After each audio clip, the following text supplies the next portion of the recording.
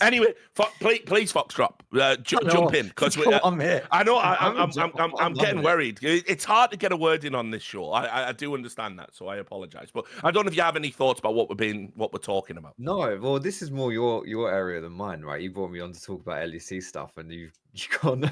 Right, what about this then? Look, it's up to you. I'll keep it open-ended. You decide what you want to answer in this question. But like when Richard's talking and characterizing, for example, sort of, let's say, like the behavior or the nature of working with Riot, doing deals with Riot, being part of a Riot project, what would you say to that? Because in your position, I'm sure a lot of people, I've brought it up on side select before, but like, I'm sure a lot of people wonder, like, why is Foxdrop not on LEC anymore? Like, you used to be one of those people, like a Trouble Inc. or a Frankie or a Machine who came in for a week or two every now and then. You actually sort of, it looked like you were in the pack where maybe there was a chance to move up and be opponent, but like, you don't have to go into specifics, but how would you like characterize the nature of like trying to get into a Riot project or work in a Riot? Like, what are they like to deal with? Are they tricky? Is there kind of a tactic that you figure out over time? What would you say? I think, it's mega clicky at Riot for sure. I've been to the Riot NA studios as well because I have like a weird history of Riot because I started as a creator, then got into esports. So I actually got invited to the LA campus as a creator. This was before I even got into esports, and then I started casting their game. And I will say, like, being on the campus, fantastic facilities, but it was just, it was peculiar. It was so peculiar. And at the time, like, they have a whole LAN cafe there as well. They have like chefs and stuff, and like just have boiled eggs sitting in the fridge. I thought it was fantastic, by the way. Just, fancy boiled egg. Yeah, sure. Just nip over to the kitchen to get a boiled egg. Face it. He'd love working face it with unlimited eggs. I don't know. It's fantastic stuff. The meme. Holy shit. I know. They had like basketball courts and stuff. It was like, it was like, is this like a place of work? It sounds dope though, yeah. The only thing is, so look, again, you decide what you say, but did people have sort of a slightly strange demeanor though? Like, hello, well, double plus good, welcome to the Riot. Was there sort of like a sheen to it where you were like, what's going on? Was there something a little bit off, is what I'm asking, No, but I'll tell you a funny story. So the bloke that was in charge of kind of, I guess, the guy who invited me to the LA campus, at one point got fired from his job. I'm not sure what it was. It's quite difficult. Well, at the time, it was quite difficult to get let go by Riot because, again, if you're describing cult-like behavior, it's like they recruit a very specific type of person. Yes. Yeah. And if you didn't fit in a certain role, they'd put you in a different role type thing. And this is just one for the shits and gigs, I suppose. He was let go, and then maybe a year or two later, he hit me. I was like, "Oh, you're based in England, right? You're near London, aren't you?" I was like, "Good to see you too. How's it going?" And I've started I've started like a meditation group. We've got like a studio in London. Okay. I was like, "Oh, okay, go on." And he was like, "Yeah, because I feel, I'm going down this path, and I feel like you can really just like unlock the spiritual side of yourself through group orgasmic meditation." Oh my fucking days. I was like, okay, what is, like, surely this is like a hyperbolic adjective. Okay. So, like having the Maltesers and a pack of heroes is the when you say orgasmic, you mean that metaphorically though? Come on me a lot. It was literally, he was like, yeah, so if you're interested, it's like literally it's just a group of people that go and get each other off in a room, and that's the meditation. I was like, that's. And then he goes, the best part is now I don't even have to pretend to code that bloody video game as well. Yeah, no, exactly. It's like, where did he get that idea from? You have to Exactly. And we've got a ton of boiled eggs just over there. You might not want to use the mayo with the eggs, though. Just leave that to the side. Mayo? What? We didn't put any mayo on. I know exactly.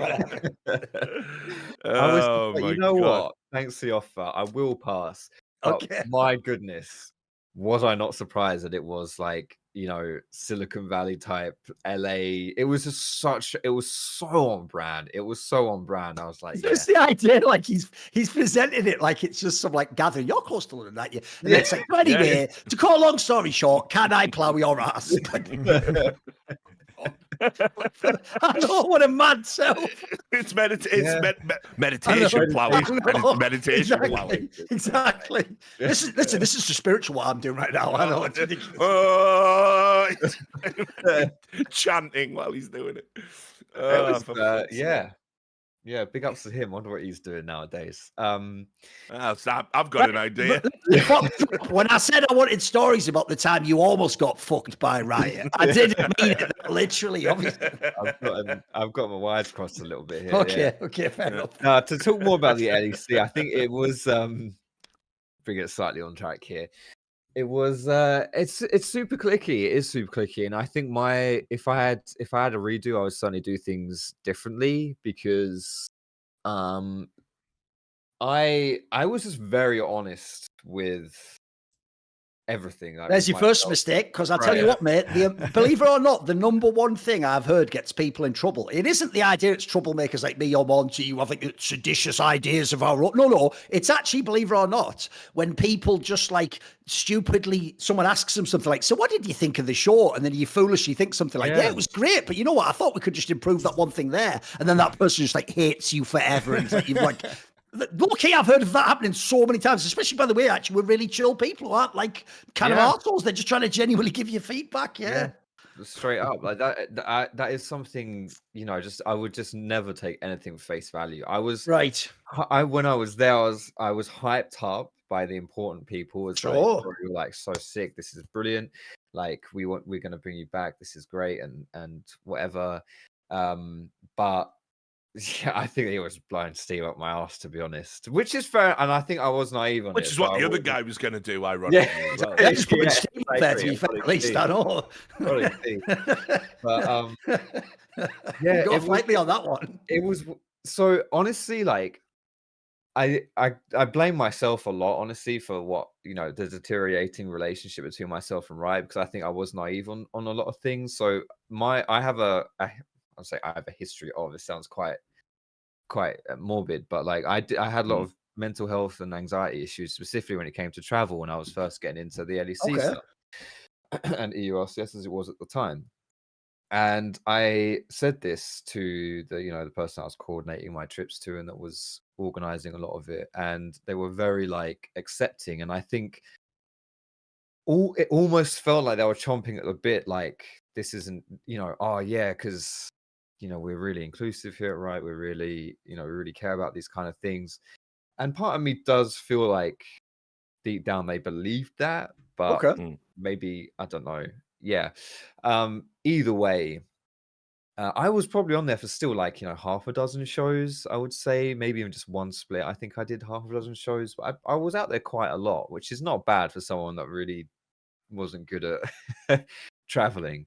And yeah, but I remember they were so like friendly, I guess, about when I opened up about mental health stuff, because I'd come from working with ESL, right, when ESL was just ESL, like the studio in Leicester, and is ESL more like, if he dies, he dies? They were some of the best people I ever worked with. My best memories in esports were with these guys, right? And they were very helpful with my mental health stuff, and they were just like second family to me. It was honestly the Leicester studio was great, actually. It's a big loss. I did some gigs down there and hung out with all those guys. They were such good eggs, honestly. It was fantastic, but I think I was spoiled, honestly, from then moving on to Riot. And yeah, I remember talking about mental health stuff and just being like, I just let you know, things can be a bit difficult for me. So if I'm a little bit off, I was never off on broadcast, but just behind the scenes, if I'm a little bit off, that's why. And they were so like, oh no, that's so cool. Like I resonate so much with that. I know people, and then they opened up they went into quite some personal things that I won't repeat because it wasn't even necessarily about them. It was like they were telling stories about other people, and how they also had really bad struggles with it. And I was like, damn, that's, I mean, I appreciate that. That's maybe not a story. Oh well, it wasn't their story to tell, so I did feel a bit weird hearing it. But whatever, it's fine. I appreciated the sentiment, right, that they were opening up and sharing with me.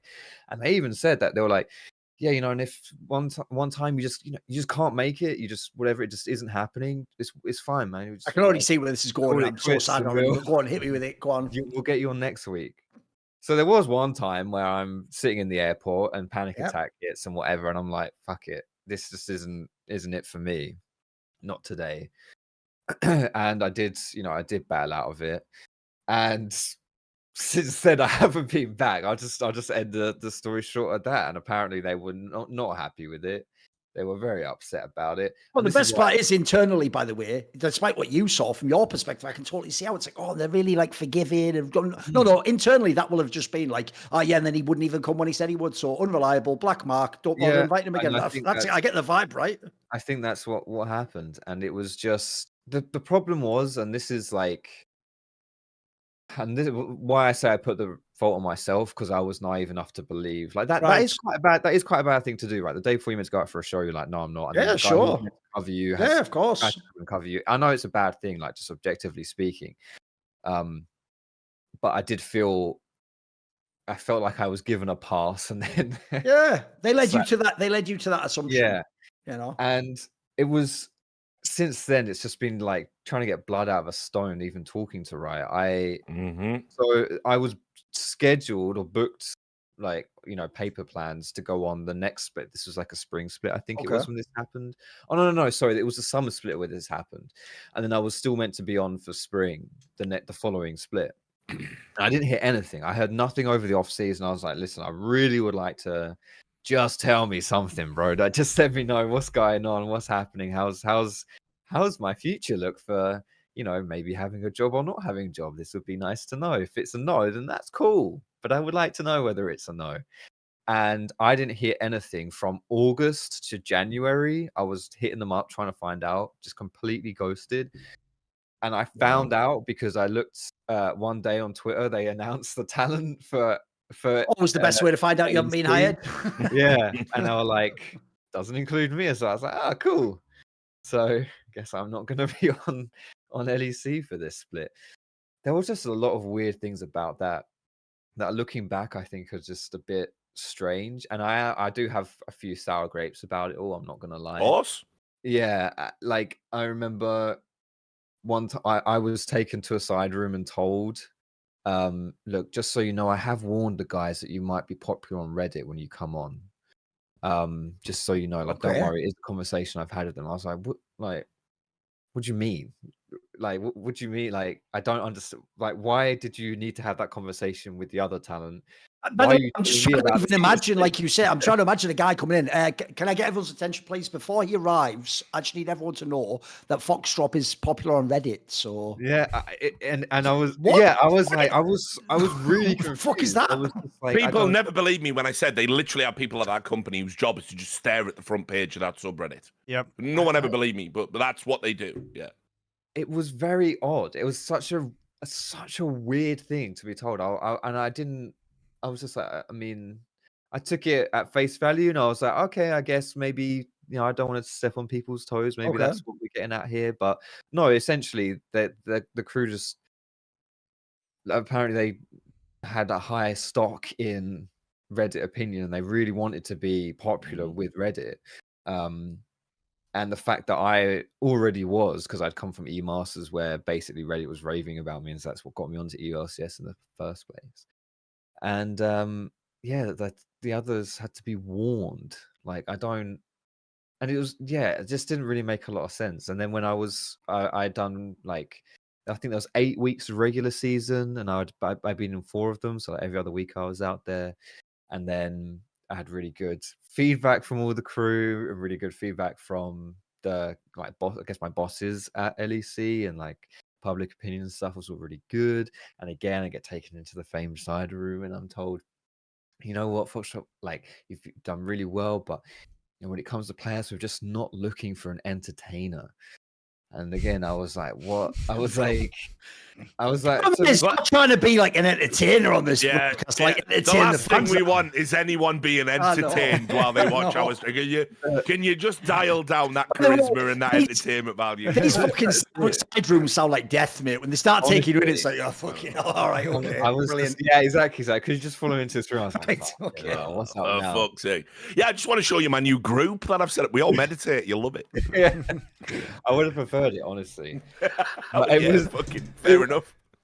I remember, to be honest, but again, at the time, I'm like, oh, I mean, that makes sense. Like, it's. Well, what you're hitting, by the way, is a very common thing I've heard from people who've worked, even specific on this broadcast. The thing that kills you, I notice in this story, is what tortures everyone, mate, which is you never get any closure. No one ever to your face will ever tell you even something as simple as we won't be using you anymore. Even that, like, you know, basic level of like politeness, you know, like common decency. Just say, no, look, even if it's as simple as, you know, we just decided on someone else. Like they'll never do. They always keep you on the end of on the fishing line, right? Even if they make you feel like it's gone really far out, they want you to believe at any time they could reel you back in, right? It's super frustrating because when I was and again, like when I was there, I was I believed I wasn't good enough because I wasn't analytical enough, and I think that's what they were trying to get at by saying I wasn't. I was an entertainer. Was I didn't have like the game knowledge that some of the other people have, which is fair enough. I hold my hands up. I don't, but that's just not what I was there to do. You know, I wasn't there to be, and I know very well. I have been told by quite a few people, like, you know, people wanted to impress when they were like that was their goal, right? That was to impress people listening to the broadcast, so that they thought that this person knew what they were talking about. You know, like that was their goal. And to a certain extent, when you're working with personal brands, of course, that's fair enough. That's the angle you're going for. And I didn't fit that mold. But then I look at Worlds from like the next year and I see how many goofy and stupid things people are doing, which you know, whatever. Like, people think of the timing. Basically, the era after you was when they started almost skits and stuff, literally. Right? And then LEC starts doing the skits, like like the public. Should be perfect for you, by the way. Yeah. Was so negative when I joined. They like there was like a year or two period when it went from EULCS to LEC where the public opinion for that broadcast was super negative. Yes. They just did not appreciate or enjoy the broadcast at all. And then I come along, who, not to toot my own horn, but my focus being on more charisma and, you know, having a character, actually not just talking about the game and just, you know, whatever, and actually having fun on the broadcast. Listen, guys, obviously, I told him this is a very somber show, so don't bring any of that charisma on this episode. But I promise, normally it's really funny and entertaining. That, and I, you know, the ironic thing being that all of the feedback I got from the public was, "Oh, I love." I bet it was brilliant. Of course, he really knows what he's talking about. There you go. Yeah, it's like, no, I don't. I know I'm talking out my arse like all the time. But this is the point. Is like this is what casting's all about, as a front facing figure, and I'm sure you guys can appreciate this as well. What you're actually good at and what you actually bring is completely overshadowed by what people want to believe. Oh, sure. You bring. Yes. You know, 100%. Their public and what just their opinions are of you. I've literally asked the highest level professional players back when I was hired as an analyst. I used to ask them, do you agree with this opinion, or do you have an observation that I can maybe bring up when I'm on the desk? I would say those things, but because Richard Lewis doesn't even play the game and doesn't know what he's talking about, the points that were coming from like the world's best in-game leaders, that if they were sat in the chair saying it, everyone would fawn over and go, wow, that's why you bring him on the show. When I said the same words, I was wrong. That's the average esports fan, brother. They are fucking plebs at the end of the day. They are plebs. I hate them. And here we are on an esports broadcast. Yeah.